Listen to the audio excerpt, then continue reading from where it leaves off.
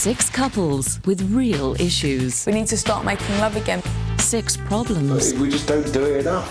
Sex problems. A lot of women fake it. She wants it all the time, every 10 minutes. Prepare for the ultimate makeover. I like it. Meet the sex inspectors. Who's going to be spanking who, do you think? 2 sexperts. What's your favourite sex fantasy? A threesome. Imagine what that feels like. Good? A lot good. Determined to put the spark back in their sex lives. Variable speed turbo pack. And yours. A new 6-part series. Oh, result! I didn't think she would do this so quickly. Real Sex International presents The Sex Inspectors, the British import. Coming up next. The HBO late-night series, The Sex Inspectors. The first thing the cameras reveal is that this couple spend 90% of their waking time in front of the television. You know what the problem is that they're not looking at each other, they're looking at the box. It's almost like the TV is more important than the person sitting next to you. Quite extraordinary, really. Not a great deal of stimulation going on here, is there?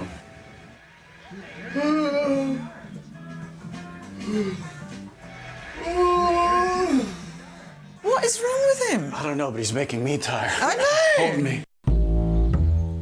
Michael and Tracy have devised a game to inject some new ideas into this couple's stagnant sex life and put fun into the bedroom. So we're going to play a dice game, and each of these numbers represents a hidden sexual desire that you have not expressed to Sean. Right. Okay? Okay. So when he rolls the dice, that number 1 could be dress up like Tarzan and throw me around like Jane. Okay, so. Right. Number 1. I do like him to kiss the back of my neck. Okay. Or down my back, down my spine and my neck. Okay, and then what? Is he stopping there? And keep going? Come on. Yeah. Take a chance, baby. Hair pulling. Hair pulling, okay. Like very roughly? Yeah, like if he pulls my hair back. Okay, and where is he when is he on top of you making love to you as he's doing it? Yeah. Good for you. I'm loving it. Sticky food on his body.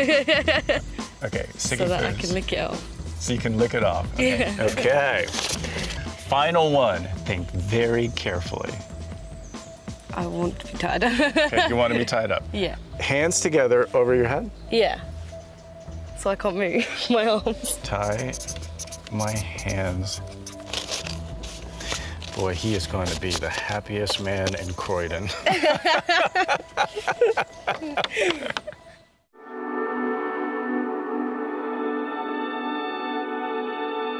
This is not a therapeutic massage. We don't want her relaxed, we want her stimulated. We don't want her to yawn, we want her to moan, okay? So, Sean, what I want you to do is I want you to put your right hand on her heart, and then what I want you to do is I want you to put your other hand at a sexual energy point that is between her navel and the start of the pubic hairline, okay? So it's right about there, okay? Now be very soft and gentle, and just stay there for about 10 seconds, okay? Plus the pressure from his hands, it just, I don't know, everything kind of just went, just, everything else just disappeared, like, it just felt nice. And now the next step is I want you to start doing circles around, just like that. And now go the other way. Saf, what are you feeling? It's quite erotic, actually. It feels really nice. In what way? Warm and energizing. I feel closer to Seth doing this. It just seems like it's just me and Seth, and then there's nothing else around. The reason you're feeling what you're feeling is because you're harmonizing the heart space with the erotic zones. And what you're feeling is sensuality with intimacy. And it's a very powerful feeling. The point of an erotic massage is to make both participants more receptive to sex. You're creating a sense of anticipation that you don't get when you just go full frontal attack on the bits. Now, what I want you to do is to put your hands on her and just rub her, okay? Right, firmly, like separate the skin almost. There you go. Now use the feather.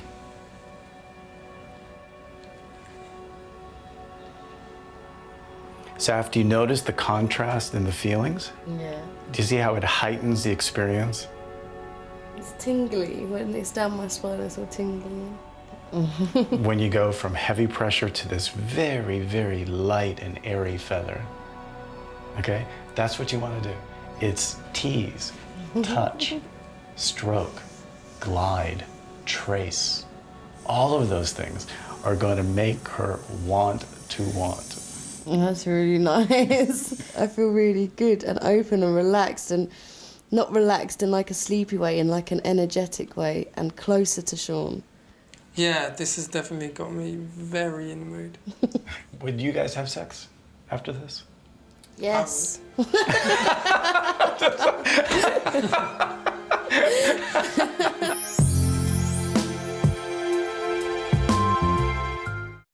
I suppose foreplay is when I'm initiating sex.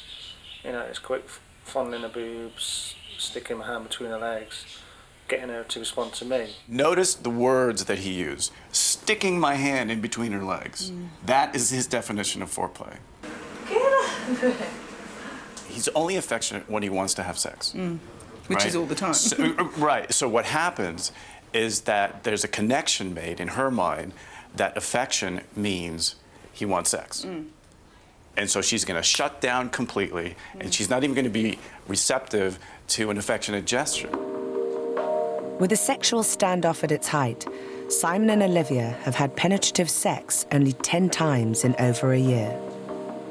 She's manually stimulating him right now, and look how cold and clinical and mechanical it is.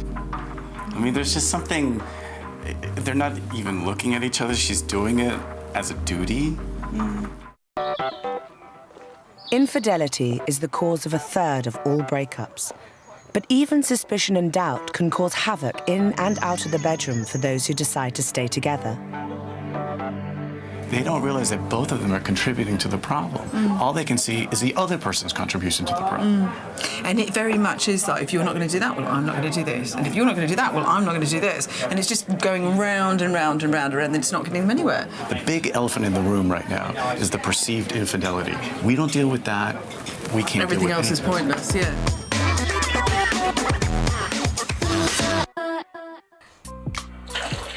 The average British couple spends 22.5 minutes on foreplay. That's 22.5 minutes longer than Simon and Olivia.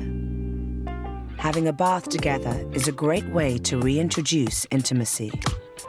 You guys have gone from dancing a sexual duet to staging a sexual duel. There's a way of getting around that, and that's through a Roman bath. And I'm going to show you how to do that. Right now, this is not about sex. It's the prelude to sex. Okay, what I want you to do is to have this sumptuously sensual experience. The fact that you're not facing each other creates mystery. It creates a sense of anticipation. It heightens the senses. You're creating an aura of mystery. You can't tell what she's thinking. You can't tell what he's feeling. You're going to be thinking, where's that sponge going next? You're going to be thinking, I wonder if he'll like this.